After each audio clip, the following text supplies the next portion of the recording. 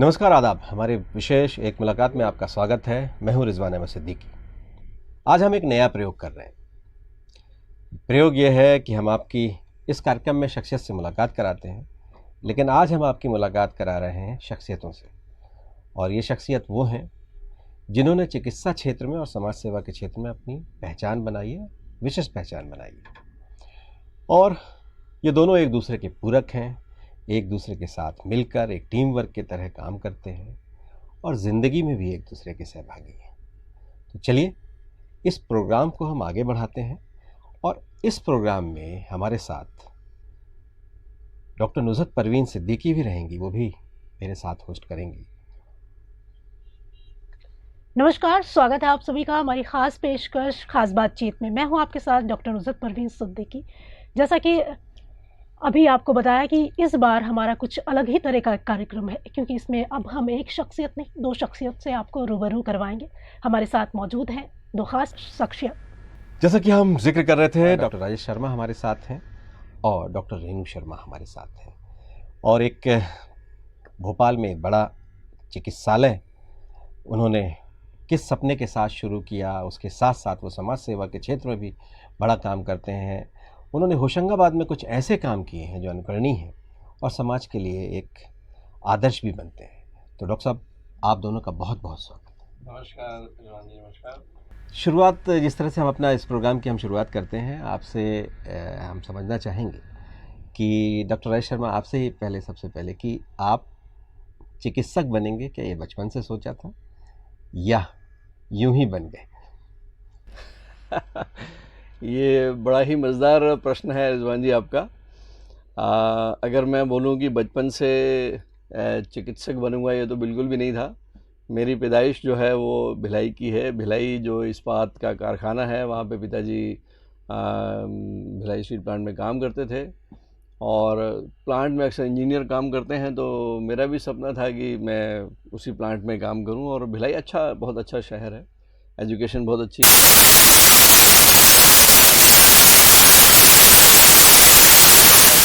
11वीं होती नहीं थी, 11वीं हुआ करती थी मध्य प्रदेश बोर्ड में। तो मेरा जो सब्जेक्ट था मैथमेटिक्स का ही था और मैथ्स के साथ मैंने 11वीं पास की। और फिर इंजीनियरिंग कॉलेज के एडमिशन को छोड़ के मैंने जो है, चूँकि मैं घर में अकेला था, तो प्रेरणा होती है मेरे ख्याल से पिताजी का। एक दिन बात हुई कि भाई इंजीनियर बन के यहीं काम करोगे, कारखाने में भट्टी, लोहे की भट्टी जो है जहाँ पे पिघलता हुआ लोहा रखते हैं 4000 डिग्री सेंटीग्रेड में, तो क्यों ना डॉक्टर बन जाओ और अपने घर का अस्पताल होगा, सेवा करेंगे, हम भी रिटायर हो जाएंगे। बस इस तरह की एक बात उठी। और उस वक्त जितनी भी समझ थी तो मैंने अपना सब्जेक्ट चेंज किया, बीएससी, क्योंकि उस वक्त पीएमटी के लिए बीएससी फर्स्ट ईयर एक एलिजिबिलिटी था, क्वालिफिकेशन था। तो मैंने फिर दुर्ग साइंस कॉलेज से बीएससी किया। तो पिताजी का जो था एक मंत्र था कि हाँ, एक ऐसा अस्पताल हमारा होगा जहाँ पे हम जो है इलाज करेंगे और पैसों के कारण कोई बिना इलाज के वापस ना जाए। तो आज भी जो है वो नर्मदा का ये एक सिद्धांत है कि हाँ, हम भर से कोशिश करते हैं कि इस ट्रॉमा सेंटर में, हमारे होशंगाबाद के अस्पताल में भी ऐसा हो कि काम हो जाए।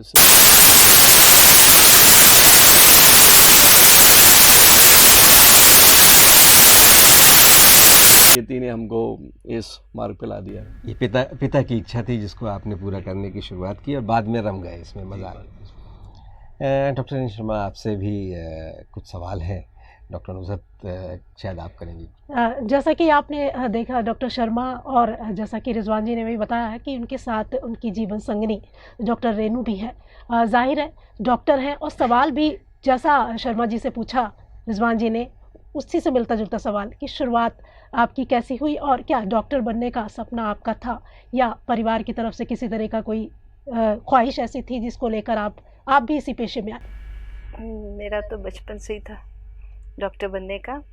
और मेरे फादर जो है ये प्रोफेसर रहे हैं। मैं पहले एमएसीटी बोलते थे, मैनेट इंजीनियरिंग कॉलेज। तो वहाँ के जितने भी एमएसीटी के बच्चे थे वो ज़्यादातर सब इंजीनियरिंग में ही जाते थे। बट मेरे को शुरू से था, एंड पेरेंट्स ने भी पूरा सपोर्ट किया। शुरू में उनको लगा होगा कि नहीं ये यहाँ पढ़ ले, बट फिर मेरी इच्छा देखते हुए उन्होंने ये कहा कि बायो ले लो और पीएमटी देके और मेडिकल में आ जा। तो मेरी बचपन से ही इच्छा थी डॉक्टर बनने की, तो मैं बन गई। बिल्कुल, ये ख्वाहिश आपकी थी कि डॉक्टर बनना है और वो सपना आपका पूरा हुआ। बहुत मेहनत करनी पड़ती, कैसे पढ़ाई में ज़्यादा मेहनत करनी पड़ी कि अब काम के दौरान ज़्यादा मेहनत करनी पड़ रही? मुझे लगता है कि वो मेहनत नहीं लगती अगर वो आपका पैशन होता है ना। पढ़ाई में भी ऐसा नहीं लगा क्योंकि आप बनना ही चाहते थे, वो आपके मन में था। और अभी भी जो कर रहे हैं वो इसीलिए कि मुझे लगता है मैं काम नहीं करूँगी तो मुश्किल है, मतलब ये ऐसे फोर्सफुली नहीं है, आई एंजॉय माई वर्क, इसीलिए। बिल्कुल, जब आपका कोई शौक होता है तो उसमें किसी तरह की कोई, मुझे लगता है, रुकावट नहीं आती होगी। मैं इसमें एक बात और कहना चाहूँगा कि ये ईश्वर की कृपा है हम दोनों पे कि हम अपने कर्म का पूजा समझते हैं, और जैसे बोलते हैं वर्क इज़ वर्शिप, तो काम बहुत करते हैं। और मेरे ख्याल से मैडम रेनू जो हैं वो शायद हो सकता है कि 10 के बराबर ही अकेली हैं जैसे काम करती हैं। और अक्सर जो है हमारा जो फ्रेंड सर्कल है वो अक्सर ऐसा शिकायत करते हैं कि इतना काम करो, खुद के लिए जीवन कैसे जियोगे आप, खुद के लिए। तो उनको ये लगता है कि ये बेचारे इतने ज़्यादा फंसे पड़े हैं काम में, अपने लिए जीवन कैसे जीते हैं। क्लब की लाइफ है, पार्टी शार्टी है, किटी विटी और ये सब चीज़ें हैं, मतलब ना पार्लर जाने का ना कुछ करने का, दिन रात काम, डे एंड नाइट, 24 घंटे काम ही काम। तो हम दोनों कभी भी बात करते हैं कि मतलब हम लोग के लिए तो ये इतना ईश्वर की इतनी कृपा है, मतलब काम में ही मज़ा है, मतलब ये प्रकार से इतनी एनर्जी देता है। तो उस चीज़ को लेकर अक्सर ये बात होती है जो आपका सवाल था कि मेहनत, जैसे बहुत अच्छा बोला इन्होंने जो है कि अगर एक छात्र जो है वो पढ़ने को एक काम ना समझे, मतलब मैं यहाँ पे 2 मिनट लूँगा, 1 मिनट लूँगा, क्योंकि 12वीं का रिज़ल्ट भी अभी निकला है। जब एक स्टूडेंट जो है, ठीक है, वो अगर अपनी उस विद्या के समय का जो समय है, पहले 25 साल जैसे माने जाते हैं ज्ञान अर्जन के, उसको वो अपने कर्तव्य मान के करता है, तो उसमें मन लगा के करता है, तो उसे इतना मेहनत नहीं करनी पड़ती। लेकिन होता है क्या है कि हमारे बचपन में हमारे माँ बाप भी उसमें जो है थोड़े से दोषी ज़रूर हैं कि बच्चे को कितने नंबर आए, इतने नंबर कैसे आए, ठीक है, टीचर होमवर्क नहीं हुआ था, छड़ियाँ पढ़ रही हैं, डंडे पढ़ रहे हैं। तो बचपन से जो है पढ़ाई के खिलाफ जो है ऐसा उसको विलन बना के रख दिया जाता है पढ़ाई को, कि वो बच्चे का जो है उसको वो अंदर ही अंदर जो है सबकॉन्शियसली पसंद नहीं करता पढ़ना। उसका पर्पस केवल ये है कि 7वीं पास करके 8वीं चला जाए, 7वीं किताबों को छोड़ो, 8वीं पास करके 9वीं, मतलब हमको वो सिखाया ही नहीं जाता कि प्रेम कैसे करना है, मोहब्बत कैसे करनी है पढ़ाई के साथ या अपने काम के साथ। तो ये जो बात है कि अगर हम अपने काम को अगर हम मतलब जीना शुरू कर देते हैं तो फिर कभी कभी कोई दिक्कत नहीं आती। ऐसा जैसे जब आप जिक्र कर रहे थे आप दोनों अपने काम के प्रति पैशन की तरह, तो लग रहा था जैसे आप हम दोनों के बारे में बात कर रहे हैं इसलिए कि हम भी काम को बहुत एंजॉय करते हैं। और इत्तेफाक से आप दोनों तो एक ही प्रोफेशन से जुड़े थे, एक ही तरह की पढ़ाई की, लेकिन हम दोनों ने अलग अलग किया। इनके पास बायोलॉजी थी तो मेरे पास मैथ्स थी, तो लेकिन बाद में अभी इत्तेफाक से हम दोनों एक ही तरह का काम कर रहे हैं।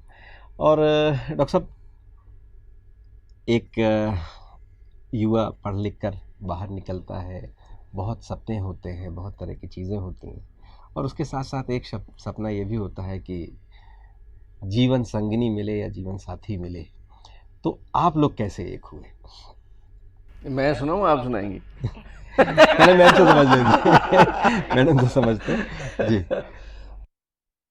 हम लोग का तो जो है फर्स्ट ईयर, मतलब we both are classmates, batchmates भी है, बैचमेट्स क्लासमेट्स। तो मेरा जो पूरा स्कूलिंग हुआ है एक्चुअली जिस तरह से ब्रॉटअप है, एक बहुत ही प्रोटेक्टेड फैमिली में है ना।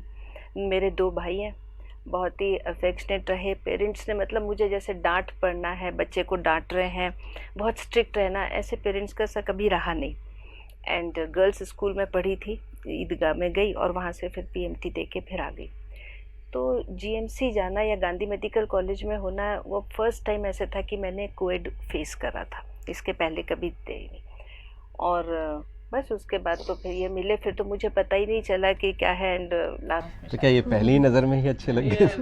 लव एट फर्स्ट साइट इसको बिल्कुल बोला जाए, मतलब मैं ये चूँकि नहीं बोलती ही नहीं थी कि जो मतलब है आपने पीछा किया मैडम का, और बिल्कुल पहले दिन, मतलब जो होता है ना वो इसको बोलते भी हैं लव एट फर्स्ट साइट वाली बात है, वो यहाँ सार्थक होती है कि भिलाई से मैं यहाँ आया भोपाल में पढ़ने के लिए। और फर्स्ट ईयर में बहुत टेंशन होता है। मेडिकल में क्या होता है कि फर्स्ट ईयर में रैगिंग, बहुत ज़बरदस्त माहौल होता है, रैगिंग से बेल मर्डर के। और जैसे पहली क्लास में जैसे आप एंटर करते हो, वो होता है ना, जैसे मतलब क्या बोलें इसको, कि फिल्मों में जैसा हम देखते हैं सृष्टि कि ही पहली चाहती नज़र है, में मतलब जिसको कि वो हमारी 150 की क्लास में कम से कम 60 तो लड़कियां होंगी, लेकिन नज़र एक पे जाके टिक गई तो आज तक टिकी हुई है। तो ये हो जाता है एक प्रकार से कि जो है आपका जो है मतलब और कोई दिखा नहीं, अचानक यही दिखी। और मेरे साथ मेरा दोस्त था बेसिकली, तो ऐसी बातचीत करते करते तो मैंने बोला तो बोले, तो वो एक प्रकार से क्लिक हो गया कहना चाहिए। और मुझे लगता है कि अगर हम थोड़ा सा मतलब दूसरी तरफ से देखते हैं, यदि हम जो है तो जैसे जोड़े लिख के आते हैं, इसमें कहीं कोई दो मत नहीं है। और उस जोड़े का खास मकसद है, अगर हम वाकई ईश्वर की उपासना करते हैं, आपके खुदा की मतलब इबादत करते हैं, तो ये इसमें कहीं कोई दो मत नहीं है कि हर व्यक्ति का जीवन जो है समाज में कुछ मायने रखता है। तो हम दोनों भी जो है अपने जीवन का उद्देश्य खोजते हैं, और ऐसा लगता है कि एक दूसरे का पूरक, जैसा आपने बोला कि जहाँ पे मैं कम पढ़ता हूँ रेनू आ जाती है, जहाँ पे रेनू कम पढ़ती हैं, इस तरह से मिल के एक कोशिश करते हैं। और ईश्वर की बहुत बड़ी कृपा ये है कि आज हमारे बच्चे भी हैं, बहुत संस्कारित हैं। इस ज़माने में ऐसे बच्चे मिलना जो है, जो आज भी जो है मतलब मैडम तो कभी डांटते नहीं है, मैं तो फिर भी बहुत ज़्यादा डांट देता हूँ, लेकिन मैडम की जो चुप्पी है वो हमारे बच्चों की धड़कन बढ़ा देती है।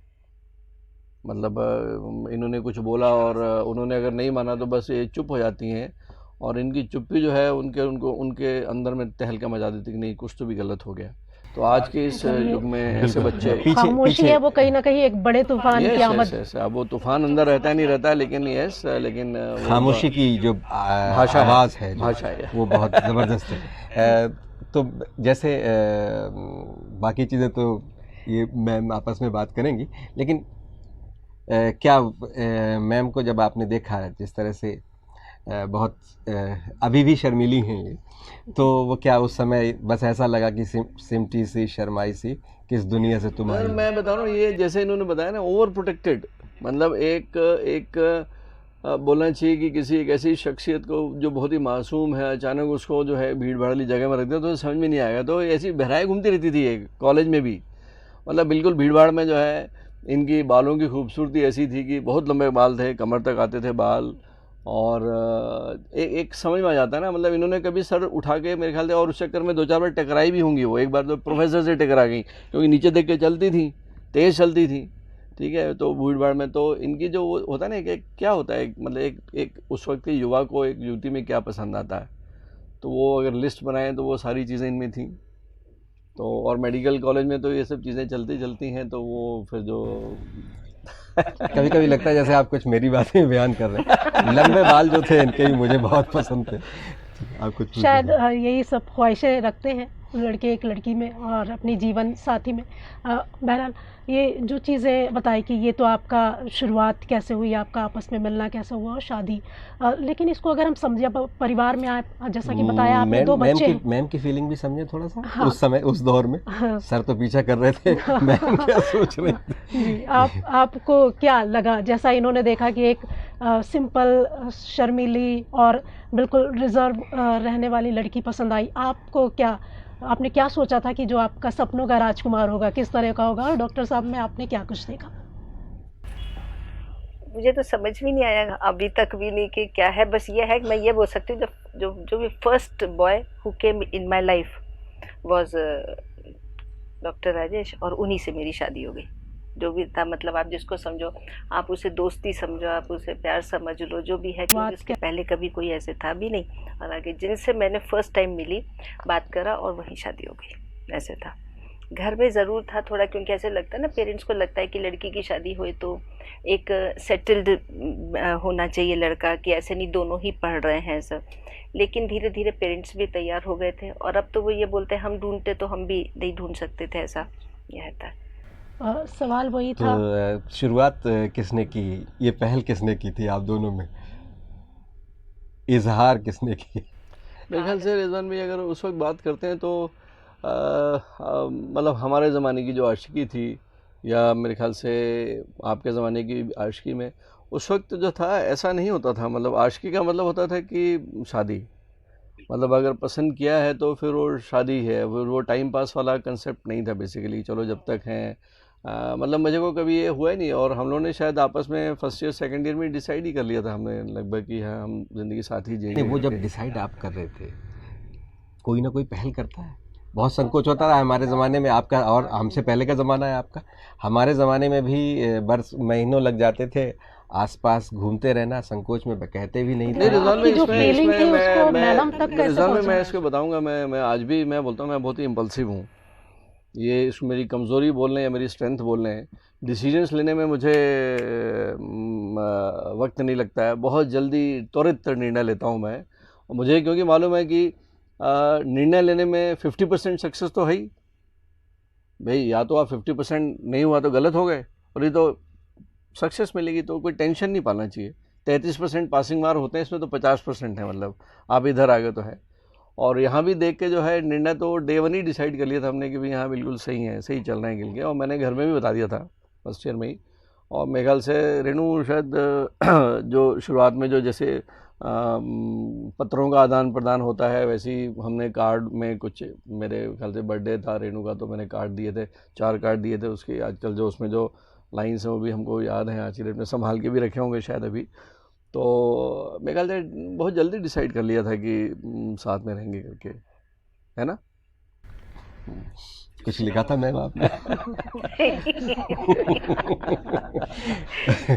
फैमिली को कैसे मैनेज करती हैं आप? क्योंकि जिस तरह हम सुनते हैं हमेशा कि एक जो महिला होती है उसको घर को भी संभालना है। अब चूंकि आपका सेम प्रोफेशन है और कहीं ना कहीं जो उद्देश्य आपने बताया कि सेवा का है, तो उसमें दिन रात दोनों को ही लगना पड़ता है। जो प्रोफेशन आपका है डॉक्टर का, तो वो कोई वक्त तय नहीं होता।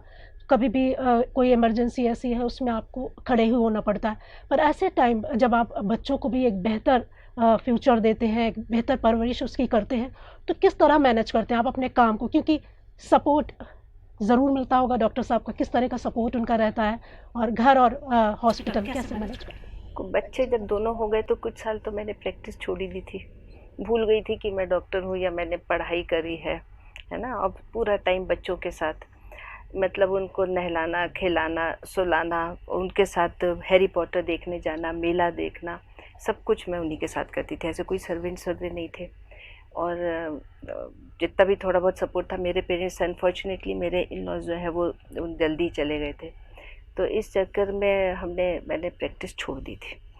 और पूरा काम जो है वो अकेले उन्हीं ने देखा, होम फ्रंट मैं ही देख रही थी। जैसे बच्चे बड़े हुए तब फिर जैसे ट्रॉमा सेंटर जब स्टार्ट हुआ, उस समय मेरा कम बैक हुआ दोबारा।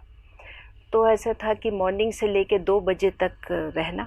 2 बजे के बाद जैसे स्कूल से आते थे तो मैं घर आ जाती थी, उनको खाना खिलाया, होमवर्क वगैरह, फिर थोड़ी देर जब वो कंप्यूटर पे नीचे चले गए, रात में फिर आके जब सो जाते थे फिर चली जाती थी। बाद में दोनों बाहर चले गए। और ये सब के आपका कहना बिल्कुल ठीक है, ये जो भी जब किया और आज जो कर रही हूँ वो हस्बैंड के सपोर्ट के बिना तो हो नहीं सकता। कई पार्टीज ऐसी, तो कई बार तो मुझे याद है, मेरे ख्याल से 1 साल में तो हम शायद गए नहीं, तो उन्होंने कहा एक पार्टी में चल दो, लोगों को लगे कि हम दोनों आज भी साथ साथ हैं। तो जो है, लेकिन बहुत ज़्यादा सोशलाइजिंग मेरा ऐसा है नहीं ना। मतलब वो दुनिया जो है वो सिर्फ नर्मदा और आसपास जो छोटे छोटे वेंचर्स खोल रखे हैं उसी में, फिर घर में तो उसी में रहता है। मैं बहुत ज़्यादा बाहर जाना नहीं रहता। और पूरा मैं यहाँ पे सपोर्टिंग का रिजवान रहता में है। मैं एक बात और कहूँगा, वो जो है, हालांकि वो छोटी सी बात है लेकिन इम्पोर्टेंट बात इसलिए है कि मैंने क्योंकि स्ट्रगल था हमारी ज़िंदगी में, जब हमने हमारी कर्मभूमि होशंगाबाद रही है, और छोटे बेटे नहीं थे, बड़े बेटे थे, छोटे थे, 7-8 महीने के थे हम जब होशंगाबाद आए।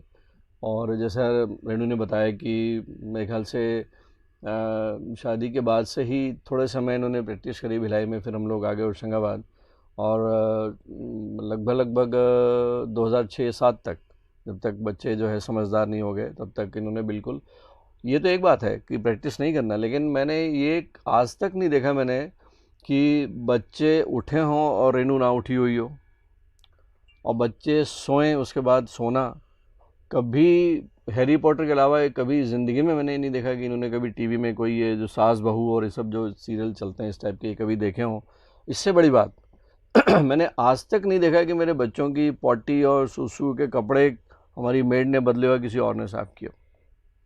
मतलब ये छोटी बात नहीं होती, सर्वेंट्स हमेशा एक दो रहे, लेकिन इतना पर्सनलाइज जो चीज़ें हैं, मतलब मैं कई बार थोड़ा सा गुस्सा भी हो जाता था कि मतलब ठीक है आप थोड़ा तो दो। और बीइंग डॉक्टर होने के नाते जो बड़ा बेटा, जो पहला बेटा था उस वक्त जो है, जब पहली बार पेरेंटिंग होती है, तो being critical care, being physician, being anaesthetist and being intelligent doctor, तो इन्फेक्शन और उसको स्टरलाइजेशन जो है, मतलब सारा बच्चे को भी जो है, मतलब बोतलें जो है उबाल के स्टरलाइज करके जो है, मतलब चम्मच से दूध पिलाना तो चम्मच भी स्टीम में बिल्कुल जो है, मतलब उसको इतनी ज़्यादा केयरिंग के साथ हमने बड़े वाले के साथ खूब एक्सपेरिमेंट किए हमने। रात में डिटॉल में डाल दो, फिर सुबह उठाओ सेवलॉन जो तो जो है बच्चे की, मैंने को लगा कि कभी नेपी भी किसी और से बदली होगी, उस वक्त जब पूर्ण तरह से समर्पित मदर रही है, आज भी है। ज़्यादातर लोग ऐसा नहीं करते हैं, लेकिन जब आप लोग बयान करते हैं इस तरह की बातें तो लगता है जैसे हमारे बारे में बयान कर रहे हैं। ये बड़ा इत्तेफाक। चलिए, वक्त है एक छोटे से ब्रेक का। ब्रेक के बाद हम इस चर्चा को जारी रखेंगे। हम समझेंगे कि भिलाई से होशंगाबाद क्यों आए और होशंगाबाद से फिर भोपाल आए, और भोपाल में उन्होंने एक बड़ा काम जो शुरू किया उसमें कितनी चुनौतियां थीं, किस तरह से करते थे, आज कैसे करते हैं। और समाज सेवा में भी शर्मा दंपति कई तरह के काम करती है, और साथ ही डॉक्टर राजेश शर्मा हो या डॉक्टर रेणु शर्मा हो, होशंगाबाद में बहुत अधिक समय देते हैं। तो उसके पीछे क्या वजह है? ब्रेक के बाद आप सभी का एक बार फिर स्वागत है हमारे खास कार्यक्रम में। जैसा कि आप सभी को पता है, हमने आज एक खास शख्सियत अगर ना कहें तो दो खास शख्सियतों से आपकी मुलाकात करवाई। आगे सवाल और जवाब का सिलसिला लगातार जारी है। डॉक्टर साहब, भिलाई से होशंगाबाद आना ही क्यों सोचा, और फिर होशंगाबाद से अब भोपाल और होशंगाबाद एक कर दिया आप लोगों? अब रिजवान भाई, मुझे लगता है कि इसको मैंने सोची समझी प्लानिंग तो मैं नहीं बोल सकता है इसको, क्योंकि जीवन के इस मोड़ पे आके जब मैं लगभग अब 57 कंप्लीट करने वाला हूँ, मेरे ख्याल से 57-58 हो रहे तो अब आके एक बात समझ में आती है, मतलब आप जिस अपना सारा हिसाब मैडम से ही पूरा कराते थे। एवरीथिंग सर, सब तो एक चीज़ समझ में आती है कि इंसान सोचता कुछ है और होता कुछ है। ऐसे ही मेरे साथ भी हुआ कि जो मैंने सोचा वो तो नहीं हुआ, लेकिन जो हुआ वो जो मैंने सोचा था उससे हज़ारों गुना बेहतर हुआ, हज़ारों गुना बेहतर हुआ। तो माँ की, पिताजी की, बुज़ुर्गों की और माँ नर्मदा की कृपा बहुत विशेष रही। आपका जो सवाल था कि भिलाई से बाहर निकलने का कोई प्रश्न ही नहीं था मेरे लिए। भिलाई की पैदाइश, और भिलाई का बच्चा भिलाई छोड़ के बाहर कहीं रहना भी नहीं चाहता। ऐसा कहते हैं, बोले वो दिल्ली की लड़की, मथुरा की गाय और भिलाई का लड़का छोड़ के नहीं जाते, ऐसा बोलते हैं। छोड़ के नहीं जाते अपनी जगह लेकिन क्या हुआ कि डेस्टिनी होती है। मेरा 28 अगस्त की बात है। हम पहले मेहमान के इंतज़ार में थे, पहले बेटे हमारे आने वाले थे। हाँ, एक भीषण दुर्घटना में मैं आहत हुआ। एक रायपुर से भिलाई आते समय एक एक्सीडेंट हुआ, बड़ा एक्सीडेंट था। मेरी वैन जो है पीछे जाके एक ट्रक से भिड़ गई जाके अंधेरे में।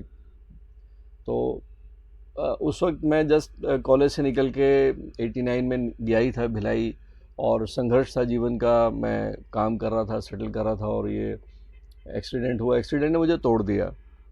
पिताजी की डेथ हुई थी 91 में, और 92 में मेरा एक्सीडेंट हो गया। हम लोग स्ट्रगल कर ही रहे थे सेटल होने को। मेरा जबड़ा टूट गया, पसलियाँ टूट गई, हाथ टूट गया मेरा, और बहुत मैं 5-6 महीने के लिए मैं बिस्तर पे आया। तो कुदरती मेरे रूम पार्टनर थे जो इटारसी के रहने वाले थे, वो देखने आए मेरे को, भिलाई देखने आए कि एक्सीडेंट हो गया राजेश का। तो मैंने बोला सर, मैं थोड़ा सा दुखी था कि मैं भिलाई जैसे सोच के आया था मैं भोपाल से, वैसा नहीं हो पा रहा था। मतलब पापा चले गए, और भिलाई का जॉब भी किसी वजह से हमको नहीं मिल पाया, और हम स्ट्रगल कर रहे थे। बोला सर, मैं सोच रहा हूँ कि भिलाई छोड़ दूँगा मैं। तो ऐसा बोला मैंने, और उनके जवाब बोले, यार तुम इटारसी आ जाओ। मैंने सर, मेरे लिए तो इटारसी जो है बोले नहीं, वहाँ कोई ऑर्थोपेडिक सर्जन नहीं है, तुम आ जाओ। ये बात कहीं जहन में रह गई, और उसके बाद मुझे भोपाल आना पड़ा। हमारे रेणु के पापा का एक ऑपरेशन होना था, उसमें हम आए। मैं घूमते घूमते मैं इटारसी गया, इटारसी से होशंगाबाद आया, तो होशंगाबाद भा गया मुझे। हरियाली और शहर सुंदर, शांत शहर, नर्मदा जी का किनारा, ग्रीनरी अच्छी। तो मैंने आगे रेनू से बोला कि ऐसा ऐसा है, उन्होंने बोला था। और तब तक हम जो है भिलाई में एक छोटा सा हॉस्पिटल आए थे, बेड का हॉस्पिटल हम शुरू कर चुके थे, आशीर्वाद नर्सिंग होम के नाम से। मैं, रेनू और हमारे एक साथ में कपल थे, वो रहते थे। तो बस ऐसे बोला मैंने। और रेनू, जैसे मैंने आपको बताया कि शुरुआत के सब डिसीजन मतलब यस ही रहते थे, डिसीजन मैंने लिए जैसे मैंने सोचा, रेनू बस पीछे चल पड़ती थी। तो बोले जैसा ठीक है। हालांकि उस वक्त मैं कहना चाहूँगा कि मैं, ये बात है 1991-92 की। मेरी सरकारी नौकरी में थी, 1800 रुपये तनख्वाह थी मेरी, और बाहर प्रैक्टिस करके 700-800 रुपये महीने का इकट्ठा 1000 इकट्ठा होता था। तब रेनू की तनख्वाह 10,000 20,000 प्रैक्टिस थी। मतलब आप कंपेयर यदि करो आप कि सरकारी तनख्वाह 1800 डॉक्टर की, उसके कंपैरिजन में रेनू की प्रैक्टिस जो थी, एनेस्थीसिया की प्रैक्टिस, तो भिलाई में लगभग 10-15 हज़ार रुपये की प्रैक्टिस थी, 10 टाइम्स ज़्यादा।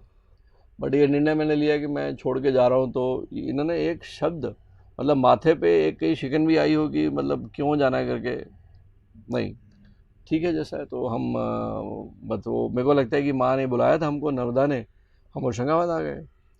तो मार्च 93 में जो है, मतलब मैं होशंगाबाद आ गया। और हमारे बेटे, बड़े बेटे 6-7-8 महीने के थे, मेरे पास एसडी थी। तो वो, उसको हम सामने बिठालते थे, बड़े बेटे को। रेनू अपना बैग लेके पीछे बैठती थी। तो हम एक नर्सिंग होम में जहाँ मैं काम करता था, वहाँ जाके हम काम करते थे। और ओटी के बाहर जो है, हमारा छोटा सा बेटा नन्ना मुन्ना जो है, उसको हमारे एक वार्ड बॉय जो थे, वो जो ऑपरेशन थिएटर में जो ट्रॉली होती ना, उस पर बाहर बिठा के उसको थोड़ा झुलाते रहता था। वो कांच में हम देखते रहते थे, और कांच के इधर जो है हमारी सर्जरी चलती रहती थी बैठ के। तो कभी मम्मी को बुलाते हो? और दूसरा जो है, फिर 3-4 ऑपरेशन अगर होते थे तो हम फिर अपनी सासू माँ को बुला लिया करते थे भोपाल से। तो वो आके बेटे को देखती थी, हम 4-5 ऑपरेशन कर लेते थे। तो इस तरह से जीवन चला। और जहाँ पे हमने अपने, जैसे कर्म भूमि बताया मैंने, लोगों का विश्वास हासिल किया, लोगों ने मुझ पे विश्वास किया। और फिर बच्चे बड़े होते गए, तो रेनू की प्रैक्टिस उस हिसाब से, फिर दूसरे जनाब जो हैं वो आ गए। तो तब उन्होंने जो है फिर अपना घर का मोर्चा संभाला, मैंने बाहर का मोर्चा संभाला। और बच्चे जब KG1 में हुआ, धीराज KG1 में हुआ, तब हमको लगा, क्योंकि मेरी एजुकेशन भिलाई की रही, बहुत अच्छी एजुकेशन। रेनू की एजुकेशन यहाँ पे सेंट जोसेफ ईदगाह का है, बहुत अच्छा प्रेस्टिजियस स्कूल रहा। आपके घर में, आप माखनलाल चतुर्वेदी की फैमिली से आती हैं, तो घर में एक साहित्य का, पापा जो है वो इंजीनियरिंग कॉलेज में, तो पढ़ाई का वातावरण यहाँ भी था। और हम लोग भी सर्विस क्लास से आने वाले हैं, तो सर्विस क्लास के पेरेंट्स का एक सपना होता है कि बच्चे अच्छे एजुकेशन मिल जाए, अच्छी एजुकेशन मिल जाएगी, कहीं अच्छा जॉब कर लेंगे, एक सेटल लाइफ जिएंगे, ऐसा था। तो भिलाई में, होशंगाबाद में आके हमको लगा कि स्कूल्स होशंगाबाद के अप टू द मार्क नहीं थे, मतलब जैसा हम कंपेयर करते हैं। और फिर हमने स्टडी भी करी वहाँ पे। तो जितने भी डॉक्टर्स थे, उन्होंने, अधिकांश ने अपने बच्चों को हॉस्टल में भेज रखा था, बाहर ही भेज रखा था। तो उस वक्त हमारा ये था कि हम बच्चों को बाहर तो नहीं भेज सकते, 5वीं 6वीं में नहीं भेजेंगे, हम बच्चे हमारे साथ ही रहेंगे। तो वो निर्णय उस वक्त बड़ा कठिन था कि होशंगाबाद छोड़ के फिर भोपाल आना, क्योंकि होशंगाबाद में पीक पे थी इस प्रैक्टिस। दास्तान को आगे हम मैडम से सुन लेते हैं। मैं आगे बढ़ेंगे। एक सवाल बहुत छोटा सा है, डॉक्टर साहब से है कि 2-3 बार मैंने सुना कि शुरू के डिसीजन में मतलब आपकी तरफ से होते थे और मैडम उसमें राज़ी होती थी। शुरू पर आपने जोर दिया, तो क्या अब डिसीजन जो है मैडम की तरफ से जी होता जी है और आप बिल्कुल। राज़ी मैं हैं? तो बिल्कुल कहना चाहता हूँ कि वो जो क्या होता है ना, कई बार देखा होगा आपने कि जब गाड़ी चलती है तो इंजन सामने होता है, फिर एक जगह के बाद में वो इंजन इधर आ जाता है, बदल जाता है। तो अब मैं गार्ड का डिब्बा बन गया हूँ, अब इंजन ये है। तो अब जो है मैडम डिसीजन लेती हैं इसमें। मतलब मुझे आपकी चैनल में सब दर्शकों के सामने कहने में मुझे कहीं कुछ महसूस नहीं हो रहा है कि आज जो है मतलब पूरी परिवार साथ में है। 2020 हमारे लिए बहुत बड़ा एक वर्ष रहा है, क्योंकि हमारे बच्चे लगभग 9 साल बाहर रहे, अमेरिका में पढ़ के आए दोनों बेटे। और आज 9-10 साल के बाद में पूरा परिवार फिर से मिला है। इस बीच कम से कम पिछले 7-8 साल जो है, जो भी स्ट्रगल रहा है, उसमें रेनू ने कंधे से कंधा मिला के आगे बढ़ी है। और मेरे ख्याल से मैंने तो फिर बीच में फिर भी थोड़ी सी राजनीतिक इंटरेस्ट भी है, सोशल चीज़ें भी होती हैं, और फिर दोस्तों के साथ में मस्ती वस्ती भी। तो इसमें मैं बिल्कुल कहना चाहूँगा कि मैंने बीच का जो 10 साल, पिछले लगभग 10 साल का समय जो है वो अस्पताल को जितना देना चाहिए था शायद नहीं दिया। बीच में गोल्फ बीच में और बाकी सब चीज़ें भी चलती रही और हॉस्पिटल और हम अपना बिजनेस भी एक्सपेंड कर रहे थे, लेकिन पूरा मोर्चा जो है वो पीछे रेनू ने संभाला है। इस विषय पर हम आएंगे। और अब जो है बिल्कुल जो निर्णय है वो 99.9% निर्णय रेन्यू के रहते हैं, लेकिन 0.1% अभी भी मेरी मतलब चलती है। जी यही सवाल था कि जैसा कि डॉक्टर साहब कह रहे थे कि भिलाई आप अच्छी प्रैक्टिस कर रही थी, डॉक्टर साहब कम वो थी, मेरी भी स्थिति यही थी, मैं कम तनख्वाह पाता था, ये अच्छी प्रैक्टिस करती थी। लेकिन आपने जब वहाँ से मेरे लिए ही ये भोपाल आ गई हुआ यही, लेकिन ये काफ़ी उम्र के बाद, लेकिन आप तो बहुत जल्दी आ गए थे आप। तो उस समय जब आप आए वहाँ से क्या सोचा था, आपको क्या लगा कि आप मायके के पास पहुँच रही हैं या ऐसा कोई वजह क्या थी, क्या सोचा आपने कि चलो चलते हैं वहाँ देखते हैं? नहीं ऐसा नहीं, क्या है जब भी इंडियन फैमिलीज़ में आज भी जब बेटी को बड़ा करते हैं तो वो यही सिखाते हैं कि एक बार शादी हो गई है तो मतलब एक तो हम लोग वैसे भी एक दूसरे को पहले से जानते थे, हम लोग की ऐसा नहीं था। लेकिन मम्मी ने शादी के समय बोला था कि वो इकलौते बेटे हैं, मैं कभी ऐसे नहीं चाहूँगी कि तुम ऐसे करो कि तुमने जाके बोला कि नहीं मुझे यहाँ नहीं रहना या मेरे को अलग करना है। मैं नहीं चाहूँगी कि तुम एक कारण बनो जो माँ को अपने बेटे से दूर करो। तो वो वाला मेरे दिमाग में हमेशा रहा। तो जब भी इनने बोला यहाँ जाना है तो मैंने कहा ठीक है, मतलब उसको फिर मैंने सेकंड थॉट नहीं दिया कि क्या होगा नहीं होगा। इट्स लाइक ये खुश है तो आप साथ में चल दो, तो वो वैसे ही रहा। और वो अपने तो वैसे शिक्षा ये दी जाती है कि वह, और मेरी मदर तो हमेशा मतलब मैं पढ़ती भी थी तो उन्होंने मेरे को झाड़ू लगाना, पोछा लगाना, कपड़े धोना, बड़ी बनाना, पापड़ बनाना। ऐसा नहीं था कि लड़की पढ़ रही है तो सिर्फ तुम पढ़ाई करो दूसरे काम मत करो। उन्होंने मेरे को सारी चीज़ें सिखा के और साथ में बोल के रखा था कि तुमको एक फैमिली को जोड़ के रखना है, तोड़ना नहीं। तो उस चक्कर में मैंने कभी ये सब ध्यान ही नहीं दिया कि वहाँ क्या होगा। आ जाते थे फिर सोचते थे कि क्या करना है, लेकिन ऐसे कभी नहीं मतलब रिवोल्ट करना या सोच ही नहीं सकती ये बोलेंगे। लेकिन अब आजकल तो आपकी चलती है। नहीं ऐसा नहीं, देखिए मैं डिसीजन बता देती हूँ, पर हाँ बहुत सारी ऐसी छोटी छोटी चीज़ें रहती है तो लगता है चलो ये करके देख लो। लेकिन पूरा जो रहता है मतलब ऐसा एक भी नहीं है डिसीजन जो कि इनको नहीं बताया नहीं गया, साथ में बता देती हूँ। हाँ लेकिन थोड़ा सा मुझे लगता है जैसे फॉलोअप होना चाहिए, वो फॉलोअप शायद मेरा ज़्यादा है। इस चक्कर जो एक काम दिया, सुबह भी फ़ोन कर दिया, रात में भी कर दिया, फिर दूसरे दिन कर दिया, तो फिर आप उस तरह से। और साथ में स्टाफ जिनके साथ मैं डील भी कर रही हूँ वो भी ऐसा है कि they are like family member. पूरा वो मैं नर्मदा परिवार बोलती, मैं कभी उनको स्टाफ जैसे समझा ही नहीं। और ना मेरे को आज तक ऐसी फीलिंग आई कि हम मतलब उसके मालिक है या director. We are just a family and working for Narmada. बस ये तो ये लगा शायद ये कारण हो सकता है। डॉक्टर साहब आप ट्रॉमा सेंटर आपने खोला, इसके साथ साथ आपने सियासत में बहुत रुचि ली। बीच में काफ़ी चर्चा थी, बीच में तो हमको लग रहा था कि आप विधानसभा का चुनाव भी लड़ेंगे। कैसे उस दिशा में सोच बनी, क्या वजह थी, और फिर उसके साथ साथ आपने क्या किया, कैसे किया? रिजवान जी, मुझे ऐसा लगता है कि होशंगाबाद जैसे मैंने कहा कर्मभूमि रही। विशेष कृपा रही माँ नर्मदा की, होशंगाबाद में हमने काम करना शुरू किया। और साथ साथ में मुझे ऐसा लगता है कि समाज आपको इतना देता है, मतलब मैं कई बार बोलता भी हूँ शायद मेरी औकात नहीं होती जितना मुझे मिला है। समाज से भी मिला है और माँ बाप से भी मिला है और ईश्वर ने भी बहुत दिया है। तो एक एक्सट्रोवर्ट होने के नाते मेरा समाज में काफ़ी ज़्यादा झुकाव रहता है। दोस्ती यारी भी बाहर अच्छी रहती है। और होशंगाबाद एक ऐसा ज़िला रहा जहाँ बहुत अच्छे लोग हैं होशंगाबाद के। और हमने अस्पताल के साथ साथ में हमने जो है एक बार मैंने एक हिवरे बाज़ार नाम का गांव मैंने भ्रमण किया था। महाराष्ट्र में है, जिला अहमदनगर में, जहाँ पोपटराव पवार बड़े अच्छे आज की डेट में तो एक बड़े हस्ती हैं वो, उनका गांव मैंने भ्रमण किया था। उस गांव में जाके मैंने देखा कि मतलब हिंदुस्तान में रहते हुए वो गांव अपने आप में एक अनोखा गांव है। ऐसा लगता नहीं था कि हिंदुस्तान का है। मतलब जिस गांव में, छोटा सा गांव है, 2,500-3 हज़ार पॉपुलेशन होगी, लेकिन जिस गांव में एक भी बच्चा अनवैक्सीनेटेड नहीं है, उस गांव की लिटरेसी 100% है। और उस गांव में लगभग हर व्यक्ति जो है वो BPL के ऊपर आ चुका है। ठीक है। और सबसे बड़ी बात जो है उस गांव में, जो पोपटराव पवार जी ने बोली थी साहब, कि हमारे गांव की 15 साल से लेके 50 साल की हर महिला का हीमोग्लोबिन 10 के ऊपर है। ये उनका कहने वाला एक नॉन मेडिको बंदा ऐसी बात बोलता है। मैंने ऐसे कैसे? बोले साहब ये हमारे गांव में जो है, जो एक तो जो संस्थागत डिलीवरी तो होती है, लेकिन हमारे माल न्यूट्रिशन नहीं होता। जो माँ एनीमिक नहीं है वो अच्छे एक सुडौल बच्चे को पैदा करेगी, तो इन्फेंट मोर्टिलिटी रेट, मतलब ऐसी बातों से प्रभावित होकर मैंने बोला कि नहीं, हम गांव में जो है, गांव की जो एक जागरूकता है उसको, ग्रामीण जागरूकता, ऐसा कहते हैं कि भारत तो बसता ही गाँव में है। लगभग 65-70% जनता जो है हमारी गाँव में बसती है। तो हम शहरी सुविधाओं को ज़रूर लेते हैं, लेकिन आज भी जो है गांव जो है हमारे आज भी काफ़ी पीछे हैं सब। बहुत सी मूलभूत सुविधाएं भी, बुनियादी सुविधाएं भी नहीं है गांव में।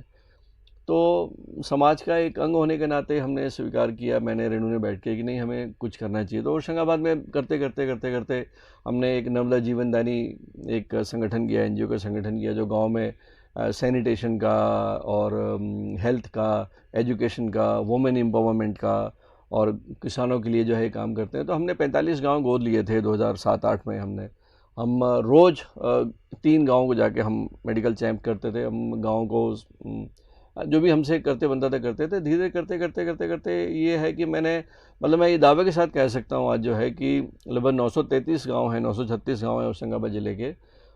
हमने अपने हेल्थ में जो नर्मदा हॉस्पिटल ने, और कहीं ना कहीं हर 933 गांव के हर परिवार में किसी न किसी के चाचा, मामा, नाना, दादा, मामा, किसी न किसी को मैंने सेवा करने का मुझे मौका मिला है। लोग बाग बेहद प्यार करते हैं मुझसे, बहुत प्यार करते हैं लोग बाग। और शायद इसी का नतीजा रहा होगा कि कुछ राजनीतिक दलों से भी कुछ चीज़ें हमारी तरफ आईं।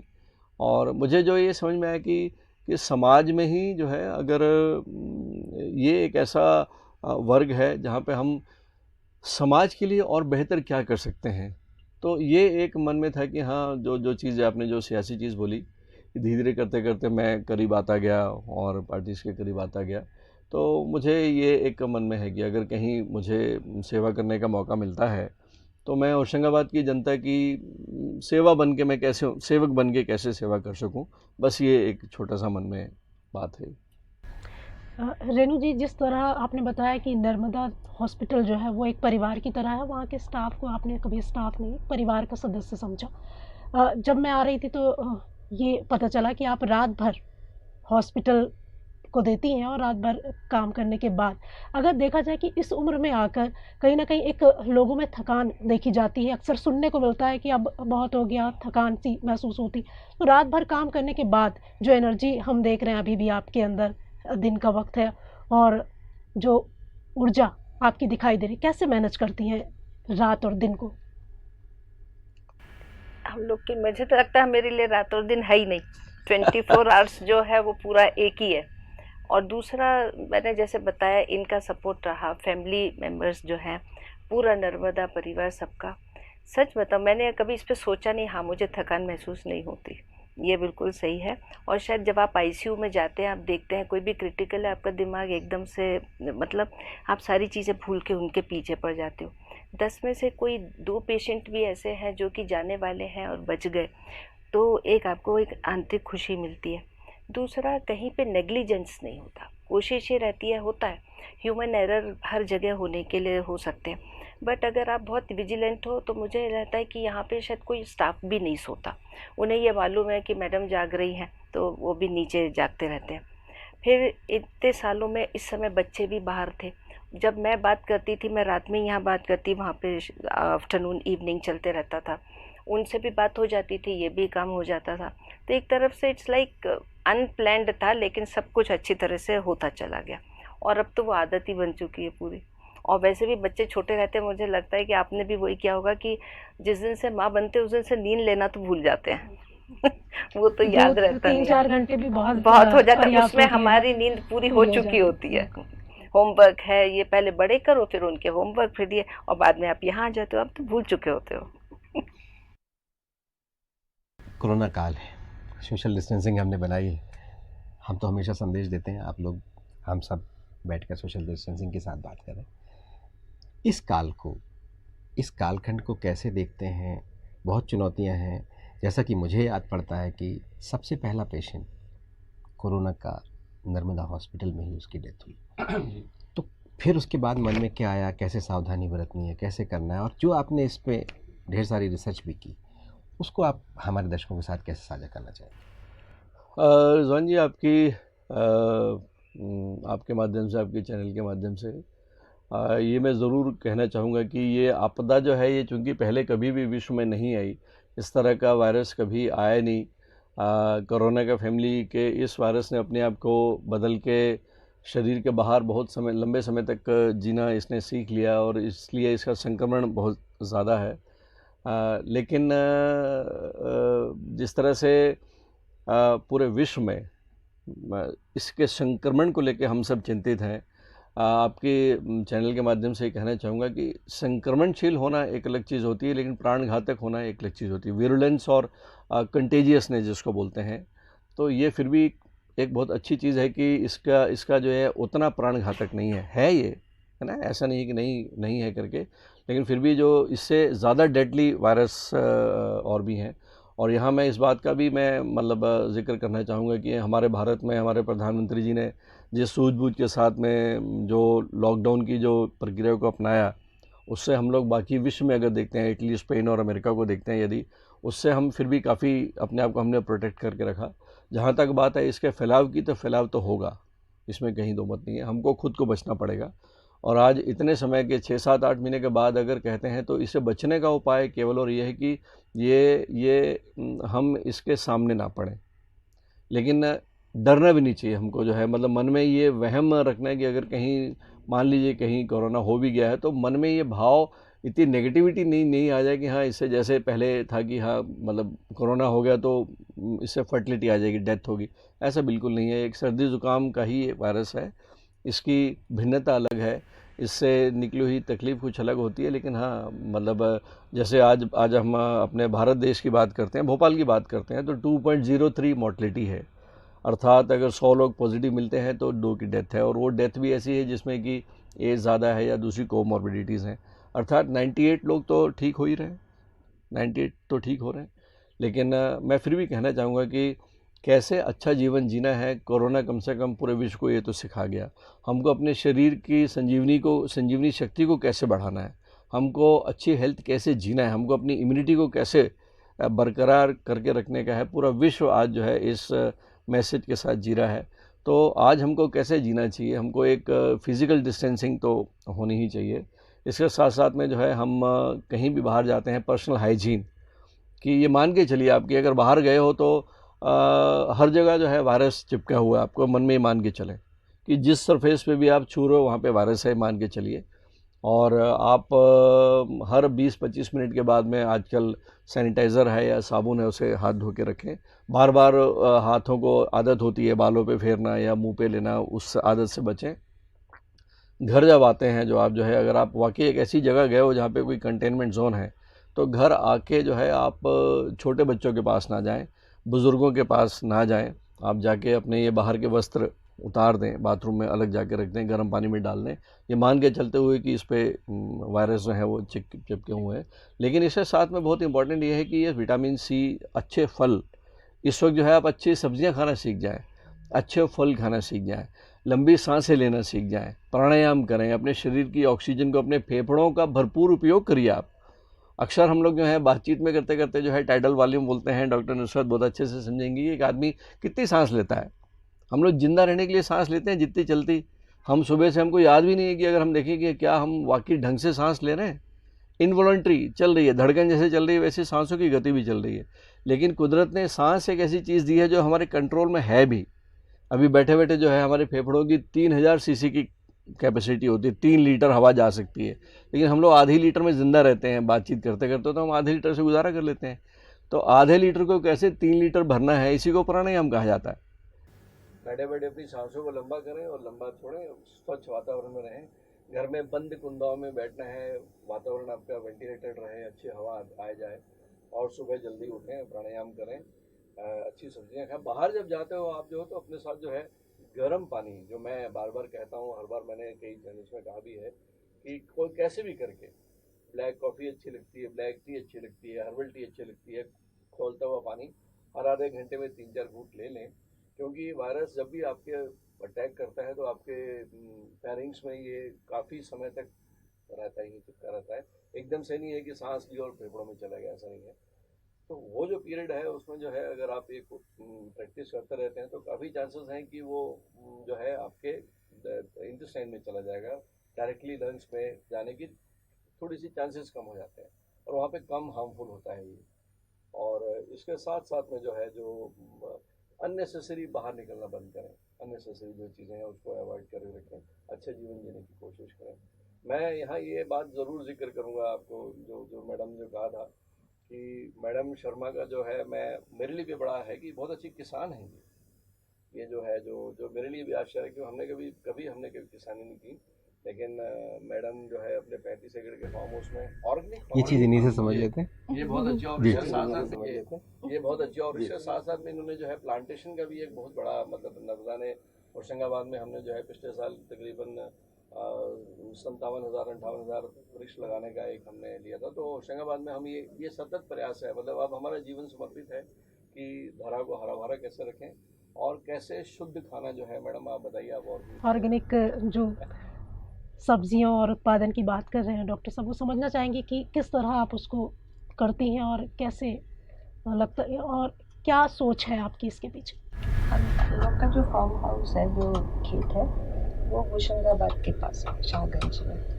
जब होशंगाबाद का हॉस्पिटल बना तो जाते जाते इस रास्ते से जाना शुरू किया, तब देखा तब वहाँ पे सब चीज़ें नहीं थी। उसी समय होगा टाइम्स ऑफ इंडिया में एक बहुत बड़ा आर्टिकल आया था कि दिल्ली में बहुत सारे लोगों को किडनी प्रॉब्लम्स स्टार्ट हो गई है, क्योंकि वो वहाँ के नाले के पानी में या फैक्ट्री से जो आउटलेटो पानी में सब्जियाँ लगाते हैं। तो लगा कि चलो इसको एक ऑर्गेनिक रूप देके, नहीं तो उसके पहले कुछ नहीं मालूम था। वो देखा, फिर आके मैंने डिस्कस करा तो बोला ठीक है बढ़ जाओ।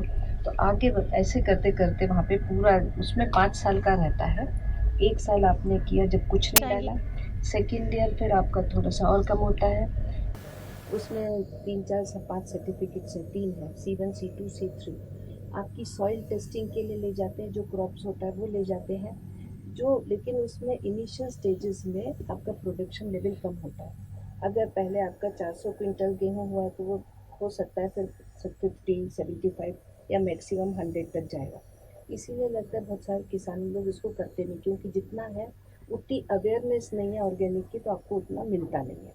लेकिन अभी हम लोग का तो ग्रेजुअली करते करते पूरा सर्टिफाइड हो चुका है, पूरा ऑर्गेनिक 35 का डॉक्टर का था कि नहीं पूरा होना चाहिए। ऐसा नहीं है कि एक लैंड घर के लिए कर लिया तो जितना भी निकले यील्ड कम रहे लेकिन उसको वैसे ही निकाला। तो आपको पूरा 35 एकर्स में सब में उसमें कोई पेस्टिसाइड यूज़ नहीं होता है। जैसे नाइट्रोजन अगर मिल रहा है आपको कुछ है तो आपने मूंग लगा दिया, मूंग के बाद आपने उसमें कल्टीवेटर चला के वो जो रूट्स बच जाते हैं उसी को उसमें मिक्स कर देते हैं। लेग्यूम्स हैं उसमें नाइट्रोजन मिल जाता है, नाइट्रोजन से जब आप उसके बाद उसमें वीट ग्रो करते हैं तो नाइट्रोजन आपको ऑटोमेटिक मिल जाता है। ऐसे ही फिर 7 तरह का अनाज लेके उनको आप थोड़ा सा जर्मिनेट करके, और ऐसे नहीं मिक्सी में नहीं पीसना है, आप उसको सिर्फ बट्टे पे पीसो और उसको आप 1 एकड़ में डाल दो। तो जो भी ऐसे माइक्रो न्यूट्रिएंट्स रहते हैं जो कि लैंड में जो ज़रूरी है वो उसमें मिल जाते हैं। नीम की पत्ती रोज़ उबालते हैं खेत पे जो नीम के, उसका स्प्रे करना, फिर गौमूत्र का स्प्रे करना। वहाँ पे एक डेयरी भी है, जो दूध का भी वहाँ प्रोडक्शन हो रहा है वो वैसा है कि वो ऑर्गेनिक है, क्योंकि जितना बरसिम या जो भी चारा जो गाय खाती है वो भी पूरा ऑर्गेनिक है। हाँ, तो ऐसे करके अब उसमें इंटरेस्ट आने लग गया, बना लिया ऐसे। शौक तो नहीं पूछूंगी क्योंकि शौक सारी चीज़ें दिखाई दे रही हैं और समझ में आ रहा है चलते चलते बहुत, क्योंकि ये ऐसी चीज़ है मुझे लगता है इससे कोई भी अछूता नहीं रहता। गाने का शौक, उसको अगर साहित्य से भी आपका परिवार का आपका संबंध ऐसे परिवार से रहा जिसमें साहित्य भी मिला हुआ है, तो कुछ 2 लाइन चाहूँगी आप दोनों मिलके सुनाएं। दोनों मिलके सुनिए, हम मैडम से जरूर सुनेंगे। दो शब्द है मैडम जरूर सुनाएंगे आपको। ये तो म्यूजिक जो है that is just a passion, और आपको बहुत ही रिलैक्सिंग रहता है। इसीलिए जब मूड लगा पूरे समय तो आपको बच्चे बड़े करने में निकल गया, अब जैसे ऐसे हुआ बच्चे अपने हॉस्पिटल्स एंड एवरीथिंग, तो ऐसे लगा कि चलो हमको म्यूजिक भी करते थे, इसका शौक है तो इसको भी ट्राई करके देख लेते हैं। और वैसे ही उसको तो उसे कुछ सुना दीजिए, गुनगुना दीजिए। आ चल के तुझे मैं लेके चलूं एक ऐसे गगन के तले, जहाँ गम भी ना हो आंसू भी ना हो, बस प्यार ही प्यार पले, एक ऐसे गगन के तले। अब वो राज भी समझ में आ गया जो डॉक्टर साहब ने पहली नज़र में देख लिया था। खैर, आप दोनों का बहुत बहुत धन्यवाद। और आज ये इत्तेफाक है कि हमारे साथ 3 डॉक्टर हैं और डॉक्टर नुज़रत परवीन सिद्दीकी मेरे साथ होस्ट कर रही थी। और ये भी एक इत्तेफाक है कि एक दंपत्ति ने दूसरी दंपत्ति से सवाल किए और बहुत कुछ जाना। इसके बाद हम फिर मिलेंगे एक नए मेहमानों के साथ, नए मेहमान के साथ। तब तक मुझे और डॉक्टर नुज़रत परवीन सिद्दीकी को दीजिए इजाज़त। शौक तो नहीं पूछूंगी कि शौक सारी चीज़ें दिखाई दे रही हैं और समझ में आ रहा है चलते चलते बहुत, क्योंकि ये ऐसी चीज़ है मुझे लगता है इससे कोई भी अछूता नहीं रहता। गाने का शौक, उसको अगर साहित्य से भी आपका परिवार का आपका संबंध ऐसे परिवार से रहा जिसमें साहित्य भी मिला हुआ है, तो कुछ 2 लाइन चाहूँगी आप दोनों मिलके सुनाएं। दोनों मिलके सुनिए, हम मैडम से जरूर सुनेंगे।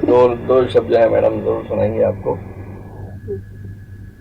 ये तो म्यूजिक जो है that is just a passion, और आपको बहुत ही रिलैक्सिंग रहता है, इसीलिए जब मूड लगा पूरे समय तो आपको बच्चे बड़े करने में निकल गया। अब जैसे ऐसे हुआ बच्चे अपने हॉस्पिटल्स एंड एवरीथिंग, तो ऐसे लगा कि चलो हमको म्यूजिक भी करते थे, इसका शौक है तो इसको भी ट्राई करके देख लेते हैं। और वैसे ही उसको अभी 1 साल तो उसे कुछ सुना दीजिए, गुनगुना दीजिए। आ चल के तुझे मैं लेके चलूं एक ऐसे गगन के तले, जहाँ गम भी ना हो आंसू भी ना हो, बस प्यार ही प्यार पले, एक ऐसे गगन के तले। वो राज भी समझ में आ गया जो डॉक्टर साहब ने पहली नज़र में देख लिया था। खैर, आप दोनों का बहुत बहुत धन्यवाद। और आज ये इत्तेफाक है कि हमारे साथ 3 डॉक्टर हैं और डॉक्टर नुज़रत परवीन सिद्दीकी मेरे साथ होस्ट कर रही थी।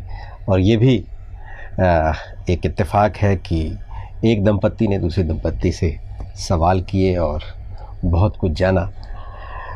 इसके बाद हम फिर मिलेंगे एक नए मेहमानों के साथ, नए मेहमान के साथ। तब तक मुझे और डॉक्टर नुज़रत परवीन सिद्दीकी को दीजिए इजाज़त।